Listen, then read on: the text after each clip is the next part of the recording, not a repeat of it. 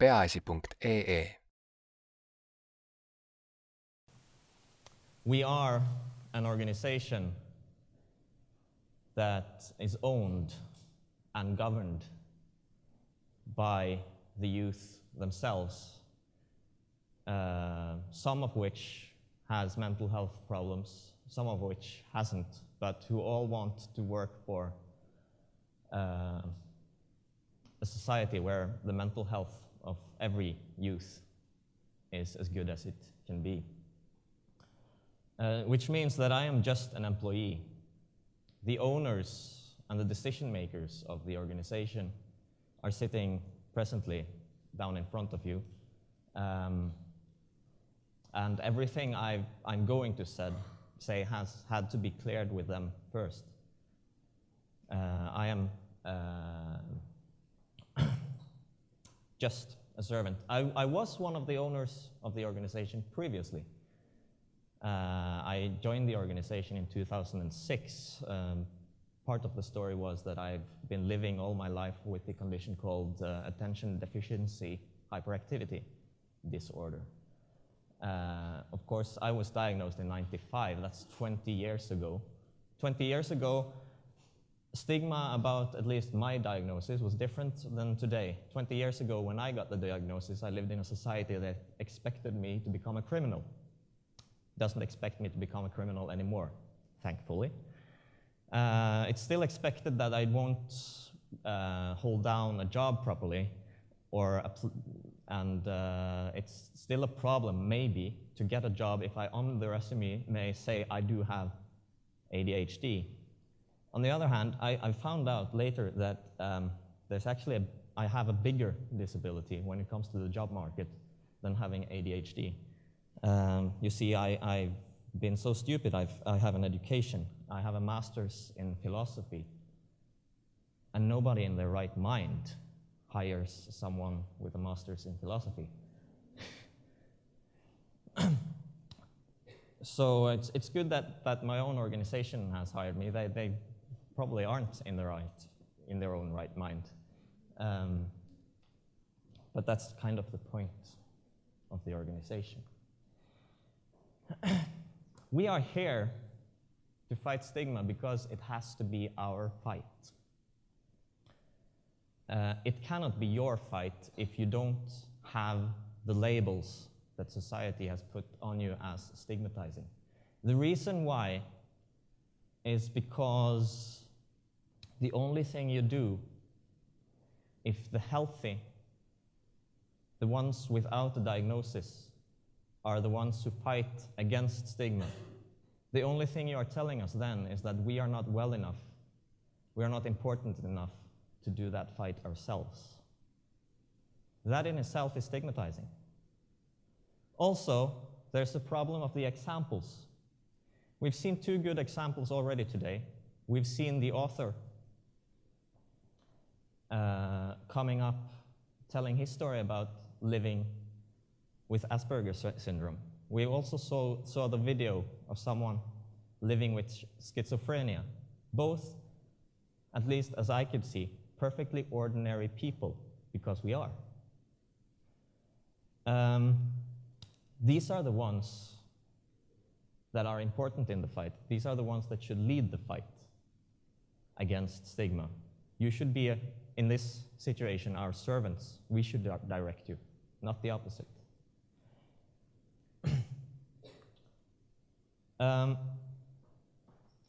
So we are coming here being rather bold. We are in Norway the only organization where youth within the field of mental health problems own and represent in their own organization.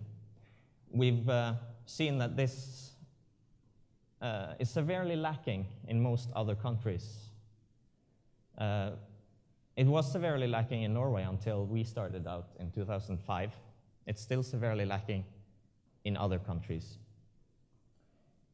So, as it says on the presentation, as young people who are struggling with mental health problems, it is actually our duty to become no less than the highlight and the focal point of this seminar. Now, Stigma is a problem that relates to prejudice and preconceptions and misconceptions, right? I'm going to come forward with some of mine because you kind of busted your own stigmas here today. I have a preconception and a prejudice against seminars like this. It's a rule in my mind about seminars like this, that every seminar concerning mental health problems first presents a psychiatrist who spends all the time of everyone else who should be talking at the seminar, presenting statistics so that the people, the untrained, unprofessional people with their own voices are not going to be heard at the end of the seminar because they have to shrink their presentation from 1 hour to 10 minutes. It didn't happen today. It has happened several times before, so I'm still going to be prejudiced about this. I'm still going to expect psychiatrists to spend all of my talking time presenting statistics. Because that is, of course, one of the problems about prejudice. It doesn't help to prove that I'm wrong.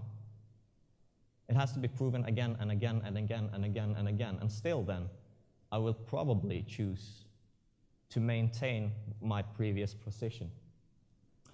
Now, funny thing before the break, we had some questions answered.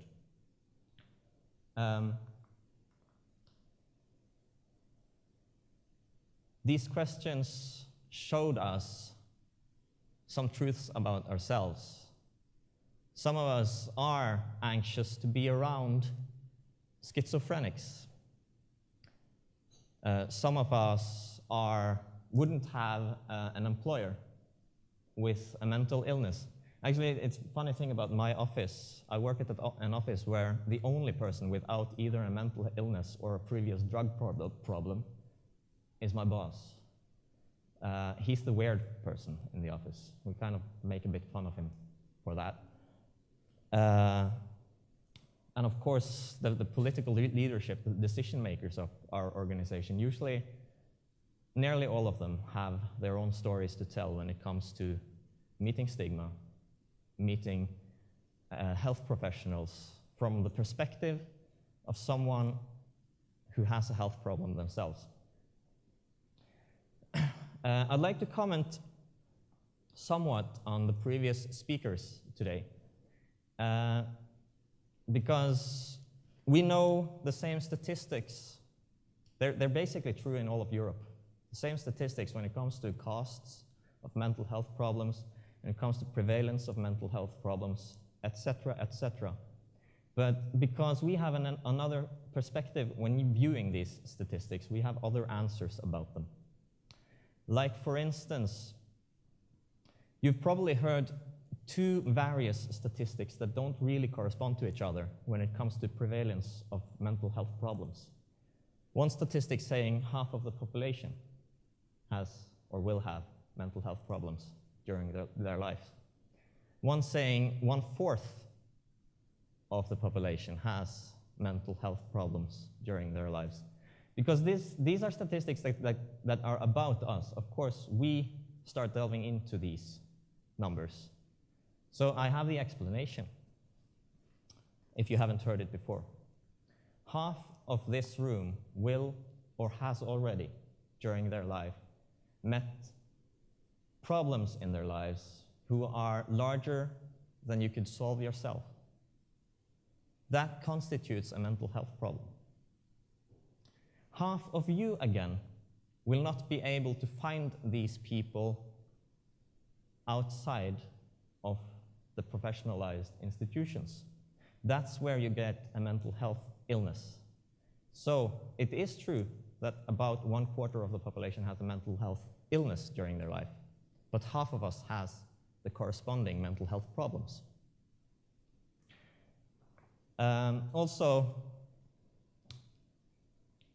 I'd like to just caution you a bit about counting money. And I'd like to caution you a bit about evidence. Because in Norway, we've been counting money and collecting evidence for about 13 years, and we've seen that this way of producing health, there you will end up getting the evidence you want to pay for, but you won't necessarily get the facts that those evidence were supposed to change. So you can have one person coming into an institution for polyclinical treatment once, that's one head count, that's good, that gives us money. Then send them out to a rehabilitation program that may or may not exist. They come back again. That's good because we know how to treat this person, so we can send them back out again. Maybe this person comes in and out 70 times during a year, so we, as an institution, we can say, well, we've treated 70 cases. So we can show that we have a good mental health production, and we can receive money corresponding with that mental health production. But when in reality, there's one case who isn't getting any better. The health professionals know it. We know it, but the economical management doesn't. They've seen 70 treatments. That's good. We're doing a contribution. That is a caution that you should carry on when it's coming to things that are evidence-based and things where you count money for treatments. Right. I'm going to introduce two people from the owners of this organization that I'm representing, the true representatives. But before that, I'm going to do a very, very short experiment. I'd like a volunteer from the audience to come up here.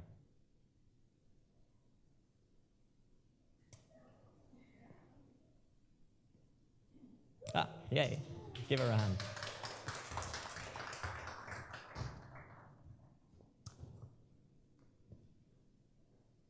Hello.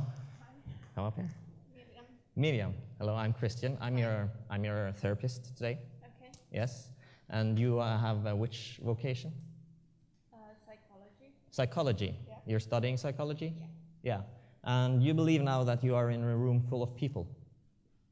Apparently, yeah. Yeah. Since I'm your psychiatrist, I have to tell you that that is false.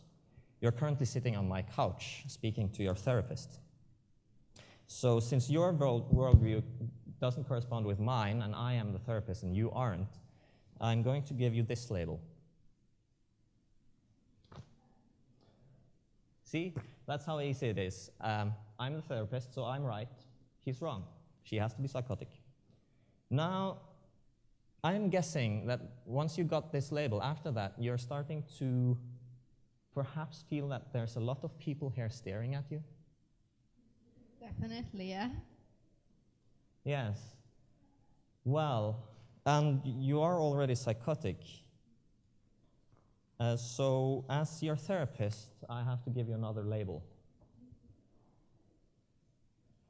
See, because you are in my office, so I don't see the context where people are actually staring at you. In my context, you're just a psychotic, paranoid person. Does this make you uncomfortable? It does, because you are labeling me according to your own beliefs or what you've been taught. Yes. Does this perhaps make you want to withdraw a bit? Rather, yes than Yes, no. from people, not talk to people at all, maybe? Including my therapist. Including your therapist. Well, you see, that means you're schizophrenic. Now, if we send you out into society with these three labels, psychotic, paranoid, schizophrenic, the media has already told us what to think of you.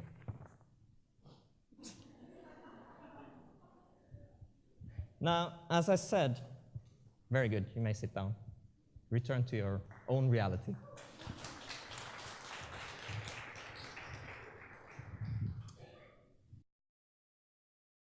Peaasi.ee